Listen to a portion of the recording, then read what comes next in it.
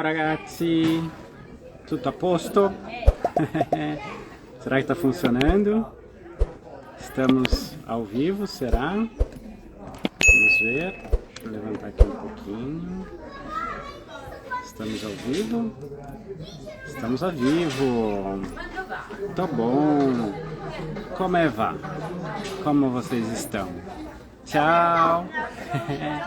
Muito bom! Hoje, nosso tema é justiça e perdão. Estou num país muito cristão, que é a Itália, muito cristão, muito católico.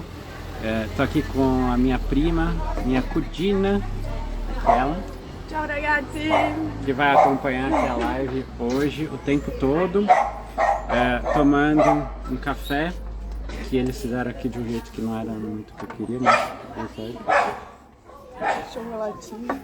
Hã? O cachorro vai latir. O cachorro vai Na latir, rua. a gente vai fazer na rua mesmo, aqui em Certal do Alto, a live de hoje. Pra gente começar nosso assunto, né, de hoje, por que que eu pensei em falar sobre isso? Antes de tudo, foi porque eu desenvolvi há um tempo atrás uma perspectiva, né, uma reflexão, a perspectiva de duas formas de entender, por exemplo, a relação com o erro, né? Então, numa perspectiva, isso dentro do que a gente poderia chamar de psicologia política, né? Então, há uma forma de se entender, uma perspectiva, né, que se tem com o erro, uma postura que se tem com o erro, que é de punir o erro, e outra postura que é de se corrigir o erro. Isso, né, eu fiz isso num texto que a gente publicou na revista Patos, há um bom tempo já atrás, eu não sei exatamente quanto tempo, mas que lá eu fazia uma discussão da estética da existência, da relação de poder e como que essa perspectiva, né, de postura em relação ao erro, ela dava duas perspectivas dentro de um campo político. Então, uma perspectiva que era de que o erro deve ser punido e a pessoa deve pagar, ela deve sofrer quando ela comete um erro. E outra perspectiva que é a perspectiva de que quando alguém comete um erro, essa pessoa ela precisa de recursos para não repetir esse erro, né? Então, naquela época eu até fazia uma discussão sobre, por exemplo, a correlação, né, entre aborto e a discussão de diminuição da maioridade penal. Então, normalmente as pessoas que são a favor da redução da maioridade penal são as mesmas pessoas, né, estatisticamente, que são contra a descriminalização do aborto, né? E do ponto de vista lógico parece ser completamente fora de lógica que uma pessoa que é contra a descriminalização do aborto seja a favor da redução da maioridade penal. Por quê? Porque se é uma gravidez indesejada, a mulher não quer ter o filho, e mesmo assim ela é obrigada a ter o filho, a probabilidade dessa criança nascer em situação de vulnerabilidade, né, de toda e qualquer ordem, é muito maior do que se é uma gravidez desejada, planejada e cuidada, né? Então, não faz sentido ser a favor da redução da maioridade penal se você é a favor da vida, por exemplo, ou se é a favor da pena de morte, né? Se você é tão a favor da vida e é contra a descriminalização do aborto. Mas aí, lá eu buscava traçar esse raciocínio, que não é meu, não é originário meu. Agora eu nem lembro o autor, na verdade, mas depois, se vocês quiserem, eu posso passar aqui. Tem no artigo que está publicado lá na revista Patos. Mas essa pessoa falava que o que liga tudo isso é a postura em relação ao erro. Então, por exemplo, se a pessoa engravidou, isso foi um erro na vida dela, não interessa, ela tem que pagar por esse erro. Se a pessoa é menor de idade e ela cometeu um erro na vida dela, não interessa, ela tem que pagar por esse erro. Se a pessoa fez alguma coisa errada, ela tem que pagar com a vida por esse erro. Então, é uma postura extremamente punitivista com o erro. Ao passo que, do outro lado, a gente tem uma postura que é compreensiva, mas não necessariamente permissiva, porque existe um equívoco muito grande de entender uma postura compreensiva com o erro como uma postura permissiva. Normalmente, a postura que é mais permissiva com o erro é a que é punitivista. Por quê? Porque enquanto você gasta energia punindo, você não investe essa energia para consertar as condições, ou para dar condições, criar recursos para que o erro não se repita. Né? E uma postura compreensiva, ela vai buscar ir por esse caminho. Então, o que a gente precisa fazer para que esse erro não se perpetue, para que a pessoa consiga reparar, ela consiga corrigir os seus erros? Bom, isso foi o que eu disse lá atrás, e aí, recentemente, em cima de atendimento clínico mesmo, né? Conversando, pensando clinicamente uma situação específica que eu vou trazer aqui para vocês, e que depois desencadeou, né, outros pensamentos. A situação específica era um paciente meu, estava numa posição hoje que ele é chefe de uma equipe e anteriormente ele não era chefe de equipe, ele era um funcionário como os funcionários que hoje ele gerencia. E o dilema dele é que, virando um chefe agora, numa empresa que pede para que haja, né, uma postura da chefia mais austera, né, que espreme mais o funcionário, que faz uma super exploração do funcionário, ele que nunca concordou com isso, de fazer dessa forma, por um lado, tem essa postura de não querer fazer dessa forma, e por outro lado, ele pensa, bom, mas sempre foi assim comigo. E por que agora, né, eu vou fazer com que as pessoas que estão ali abaixo de mim, elas tenham uma possibilidade de viver a experiência de trabalhar nessa mesma empresa que eu trabalhei, que é uma experiência muito melhor, né? E que na época ele falava que seria muito mais justa, ou seja, as injustiças que ele cometeu, agora ele pode não cometer, certo? Ele pode agora fazer de um jeito que é acessar a injustiça que ele sofreu. Só que isso entra na cabeça dele, né, ou ele vive ali naquele momento, de uma forma que essa injustiça, no momento em que ele muda dessa maneira e faz diferente para o outro que está vindo, é sentido para ele como injusto. E aqui eu acho que está pegando lá aquela coisa, né, da postura com o erro, aqui é a questão da justiça e do perdão, que eu acho interessante a gente falar, para entender o funcionamento de posições, inclusive posições políticas no mundo. Tá? No momento em que essa pessoa ela pensa que se ela faz diferente com o outro, isso vai ser injusto, o que está acontecendo aqui é que se ela perpetua a injustiça que foi perpetrada a ela, se ela perpetua essa posição, ou seja, ela sai de um lugar de quem foi oprimido e passa a ser o opressor, como gosta de colocar o Paulo Freire, ele se transforma num opressor, ou seja, é a pessoa que ela perpetua a injustiça, ela tem a falsa ilusão, né, aqui um pleonasmo, uma falsa ideia, tem um sentimento que é ilusório de que ela está fazendo justiça, enquanto que não, ela está perpetuando a injustiça. Ela está, na verdade, se vingando e não fazendo justiça. E é aqui que entra a ideia de pensar que, para que possa haver justiça, é necessário que o injustiçado consiga perdoar. E aqui eu não estou falando de perdão bíblico, religioso, cristão, qualquer coisa do tipo. A palavra perdão a gente usa, por exemplo, para uma situação de dívida. Então a pessoa que foi lesada no passado, a pessoa que foi injustiçada, ela fica com uma sensação de que alguém deve para ela. Então é nesse sentido do perdão. Só que essa pessoa do presente, por exemplo, nesse caso que eu falei, o funcionário desse chefe, se ele sofre uma injustiça, essa injustiça não paga no passado a injustiça que esse chefe sofreu. Então é uma dívida que é impagável e não tem outra possibilidade.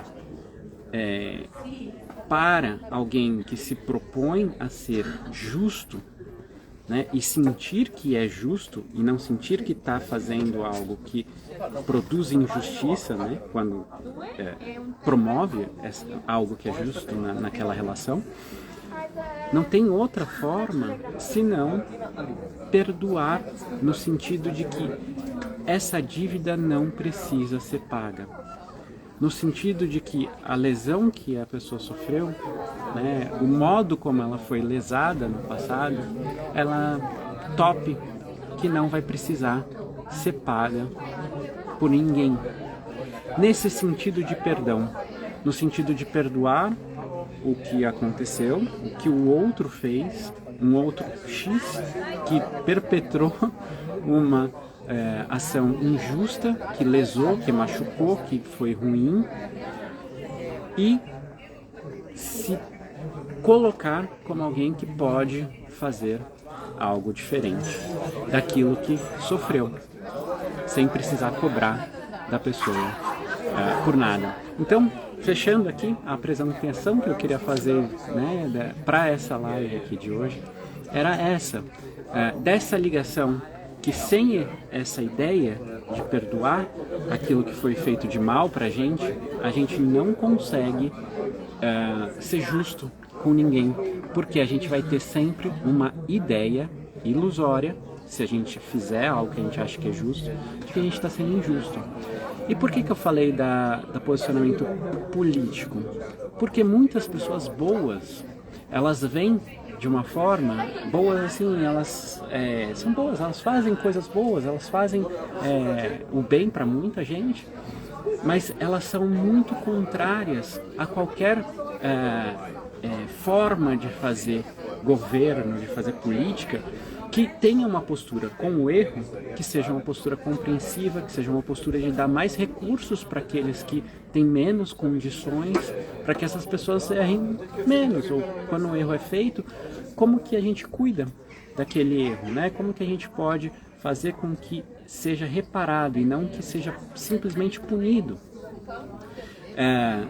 Essas pessoas, às vezes, elas têm uma dificuldade de entender que se elas sofreram uma injustiça, não é perpetuando a injustiça que se faz justiça, mas é justamente por um processo de perdão que a gente pode construir um mundo que seja menos injusto. Porque se a gente perpetua a injustiça, isso é vingança, não é construção da justiça. A gente está perpetuando um mundo injusto. Então, pegando esse clima, né, que a gente está vivendo hoje, de sexta-feira de paixão, amanhã o dia de malhar o Judas, domingo Páscoa, queria trazer essa reflexão para vocês. No Brasil nós vamos estar aí também em ano eleitoral agora, em breve teremos justamente essas duas possibilidades aí para pensar, né? Pensar o que a gente pode fazer com o nosso país. Estou aqui na Itália, mas o Brasil é meu país, não vou ficar aqui para sempre. Volto para votar, inclusive, e acho que vale pensar sobre isso, porque os projetos que estão em jogo, eles têm essas diferenças em relação à postura com a justiça, com a injustiça, com a vingança, com o perdão. E até me mandaram uma pergunta aqui antes de começar a live, se o perdão faz com que quem perdoa seja superior, se torne superior à pessoa que é perdoada. Eu não sei dizer isso. Pode trazer um sentimento de superioridade? Pode. Mas eu entendo que o perdão liberta, né? De novo, não falando aqui religiosamente, mas quando a gente busca que alguém pague por uma dívida que a gente acha que o mundo tem com a gente fica aprisionado a essa dívida. Quando a gente não espera mais que seja paga, a gente se liberta. Seja na relação com uma pessoa, seja na relação com a gente mesmo. Às vezes a gente não consegue se perdoar por estar numa posição que a gente se colocou.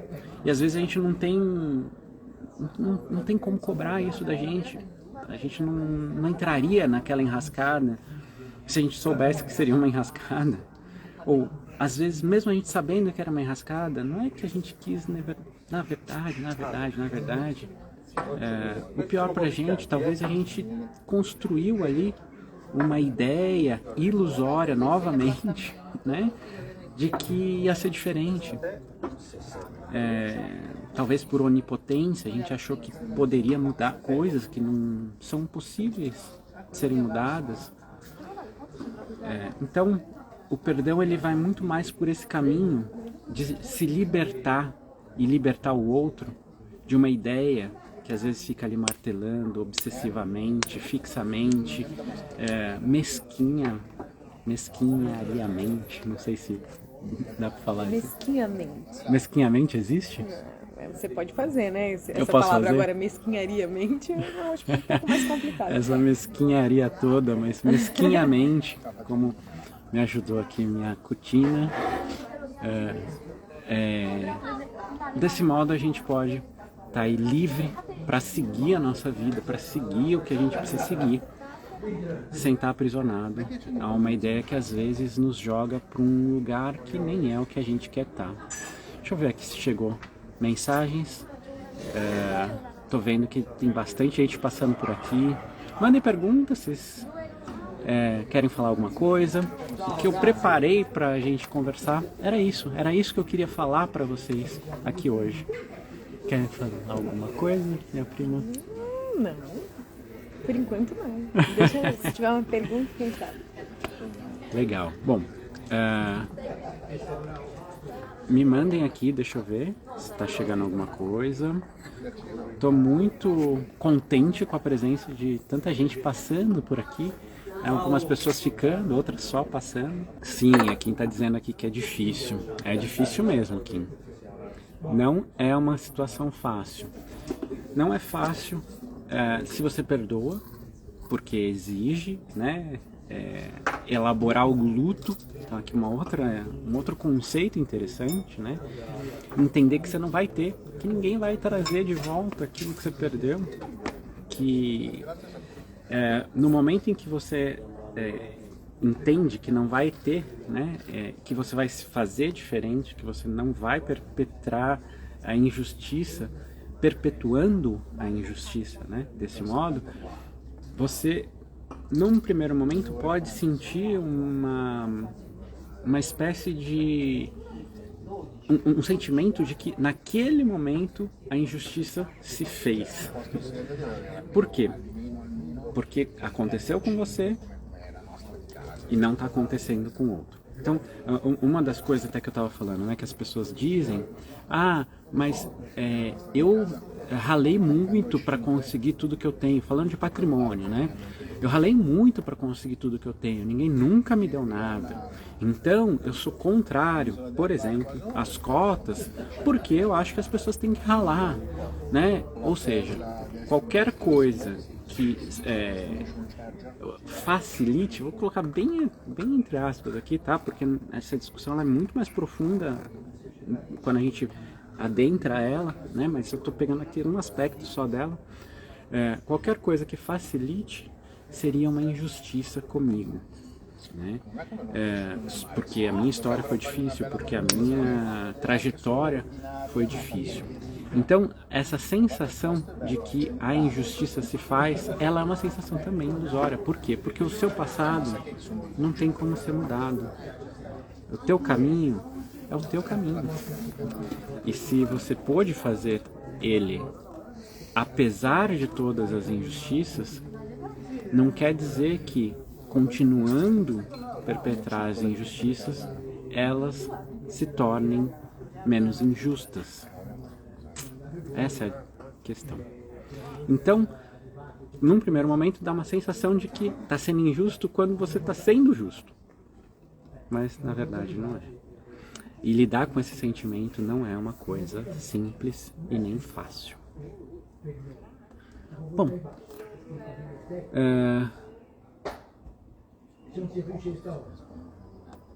chegamos então aqui ao final. Marisa mandou aqui.